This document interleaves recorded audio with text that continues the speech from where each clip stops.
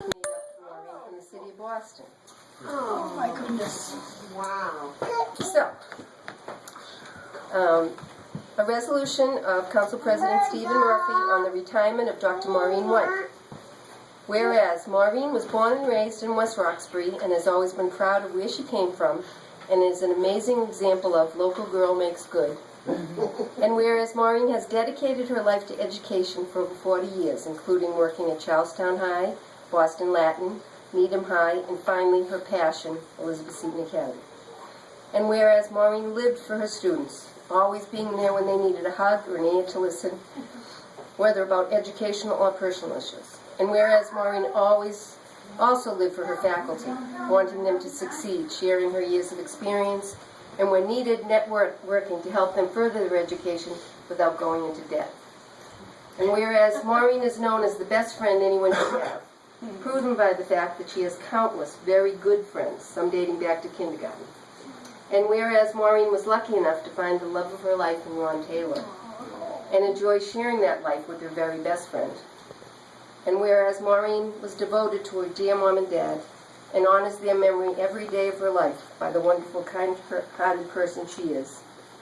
And whereas Maureen was blessed to find her other family and her beloved sweetie pie later in life to complete an already self-proclaimed perfect life.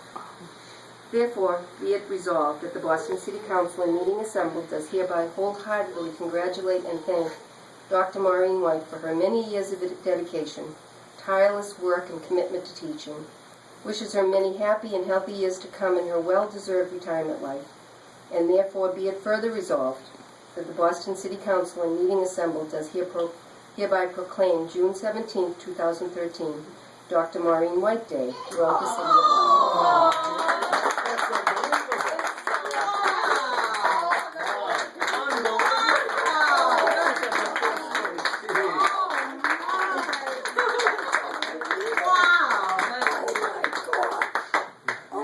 This is absolutely beautiful. There's pictures of the 4 schools that you Four work schools that I work at.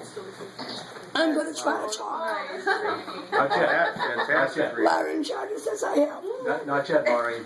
No. Not yet. I'll wait. Okay. Okay. One thing. Good job, Rini. Look at that, Brenda. That is gorgeous. Oh, my wow. Folks, if you would just bear with me for a little bit, I wrote something out for Dr. White. Man plans and God laughs. This is an essential Yiddish wisdom for life. We make plans and stuff happens. I believe this is a modern twist on the biblical verse found in Psalm 33, verse 10. The Lord brings the counsels of nations to nothing. He frustrates the plan of all peoples. In other words, men may plan, but God has plans of his own. Life teaches us this. Kids are perhaps our most intense teachers. Plans, control, even systems you can count on for more than a few months. You must be kidding. In his book, Fatherhood, Bill Cosby teaches that the first thing that goes when you become a parent is the concept of, I'll be there in 20 minutes. Forget it. You'll never be anywhere in 20 minutes again. Rabbi Steve Booth said that every summer growing up in Chicago, he raced large sailboats on Lake Michigan. And sailing offers a fitting metaphor. The wind and waves are not in your control. Using all your sensitivity and skill, you can trim the sails and influence the direction by maneuvering the tiller. You can direct the energy to stay on course, and it often works. But you can't control the external forces. You can only control your response in skillful ways as possible. You must pay a constant attention and adjust.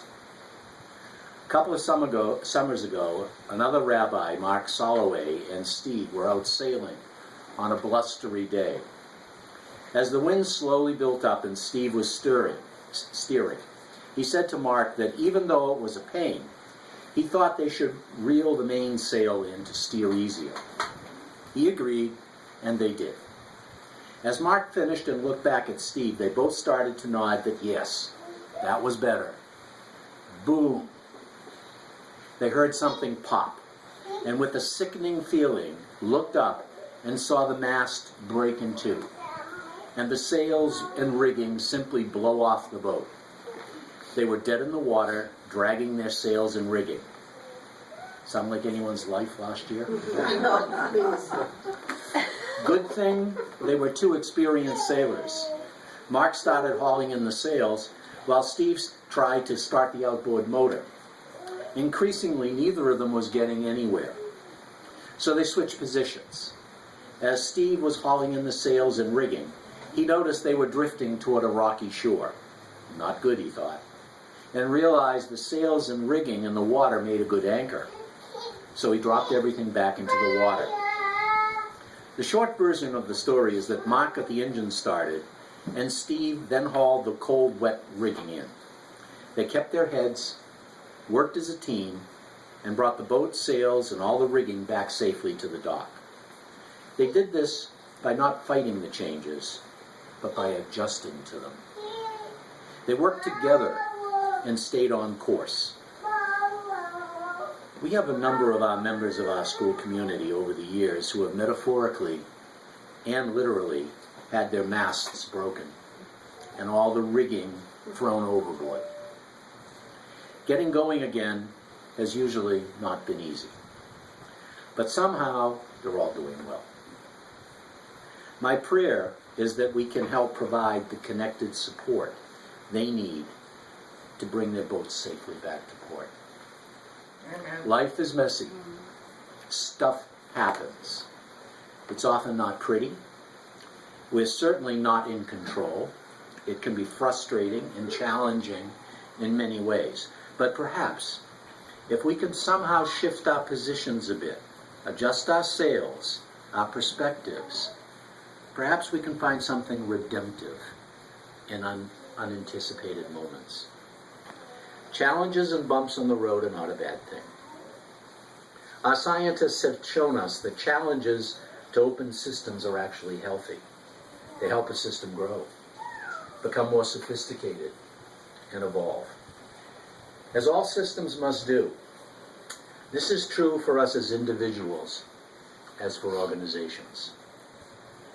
The key is staying clear about who we are and where we're going, even as the stuff happens.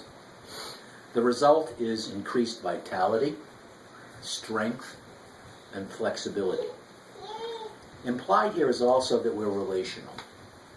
At the core of our community are relationships we build and nurture and wrestle with over time. Notice the relationships in the Bible story of God telling Abraham to cast out his firstborn son, to God hearing Ishmael and Hagar and saving their lives. Also notice that God is close to everyone in the story. We can learn that everyone has to struggle and to respond in their own way. Lastly, see perhaps if you can personally identify with one of these biblical characters in the above story. And if you do, see how they responded to the little surprises. Offers you some guidance. It shows you the path not to travel, or if you need to fill in the blanks, to know. We come today to honor Dr. Maureen White and to remind us that we need each other and that there is no predictable right path, only directions we can learn by being in relation with each other, by working with and recognizing each other's varied perspectives. None of us knows the way, but we have all learned on our journeys, and perhaps together we can discover a new path. May we all have growthful years of change. I had something, an email from Ed Freedy, and he asked if we have a glass, if you would raise it for a toast to Dr. White. And the words he said were, to the best school leader and my best friend ever, Dr. Maureen White. Love you, Maureen. Thank you. Maureen, this is from all of us as a just a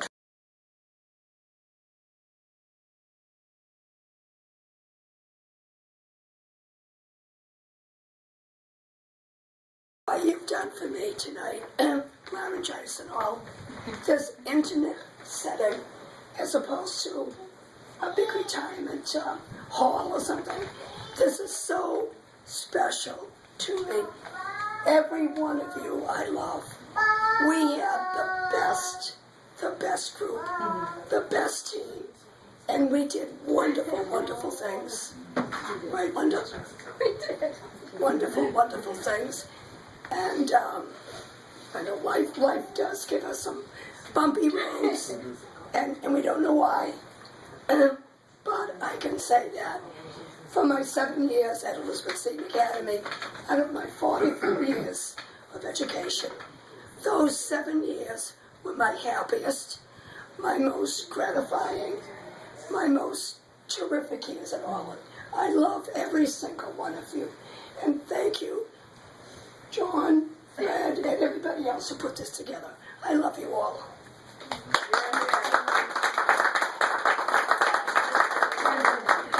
I could just add, the students, every single student